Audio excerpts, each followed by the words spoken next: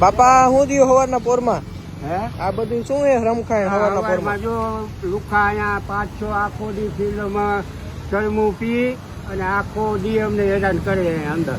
અમારા વિડીયો ઉતારે, અમે કામ કરતા અમને ડિસ્ટર્બ કરે, કામ કરવા દે નહીં. અને અત્યારમાં જો મુસ્તાક ફતેહ મામન કટિયા, મુસ્તાક ફતેહ મામન કટિયા મિયાણો, એ તો હું તો મિયાણો એટલે મિયાણો શું અહીંયા મિયાણાને આવી રીતે કરવાનું એમ મિયાણા અમે તો. આજ મને આનો નિવાડો મળવો જોઈએ, નકર હું મરી જવાનો. આપઘાત કરીશ, પુલ ઉપર ધૂમકો મારીશ, પછી કહેતા નહીં. અને આ જવાબદારી બધી મિયાણાની રહે.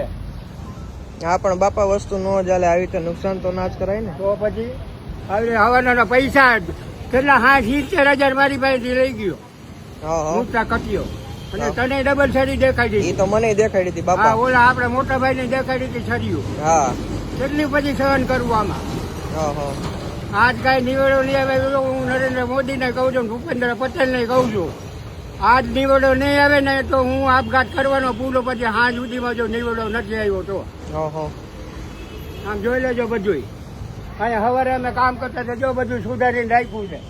સવારે અમે અહીંયા કામ કરતા હતા તો અહીંયા આવીને અમને દબાવવા માંડ્યો. આમ જો આ સુધારીને રાખ્યું છે. આ બધું સુધારીને રાખ્યું છે ને આજ હાજ સુધીમાં નથી આવવાનું તો હું આપઘાત કરવાનો. પછી કહેતા નહીં આવડા 80 વર્ષના ડોહાને આવા ને મિયાણા હેરાન કરી જાય. મિયાણાનો કાંઈક બંદોબસ્ત કરો.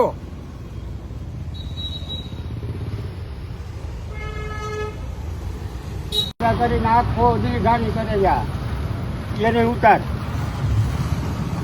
બોલતા રહીએ. જો આ ભાઈ બિચારાનો અહીંયા નજીક ફોટો પાડે. આ ભાઈની બાયડીને અમે કનૈયા હોટલમાં મુસ્તાક કટિયો કીએ. મેં 900માં રૂમ ભાડે રાખ્યો છે અત્યારે મારી યારે હાલ સાંજે 4 વાગે મેં છોડાવી હતી. અને એ બાઈ મારી પાસે રોવા માંડી. મને કે આવડો આવી રીતે કીએ છે, પછી ભાગી ગયો.